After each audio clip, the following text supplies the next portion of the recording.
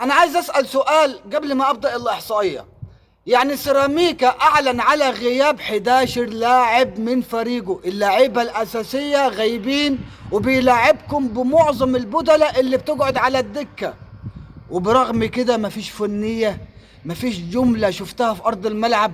مش عارفين تمسكوا كورة، مش عارفين بص، الاهلي بيهاجم، الاهلي ماسك كوره، الاهلي مستحوذ، وبرغم كده بتطلعوا مغلوبين 1-0 في الشوط الاول.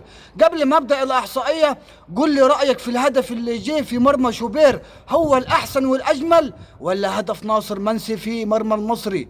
انا فيهم الاحسن. قول لي رايك في الكومنتات وصلي على رسول الله واسمع الاحصائيه دي. احصائيات الشوط الاول، الاهلي وسيراميكا، النتيجه سيراميكا 1-0. الاهلي يا نهر ابيض.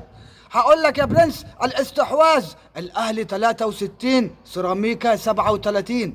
يعني انت 63 استحواذ ومفيش جمله فنيه، ده الباص معظمه منكم بيتقطع.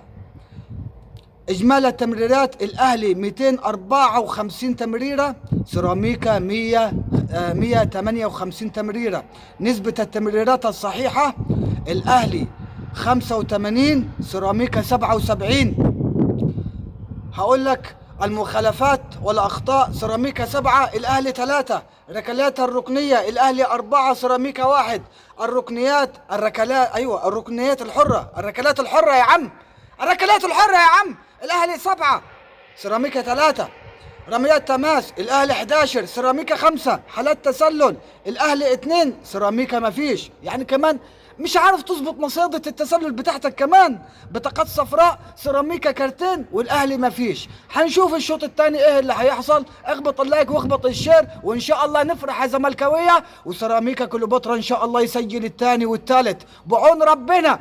انا التعادل ما يرضينيش، الخساره بس هي اللي ترضيني. يلا سلام عليكم.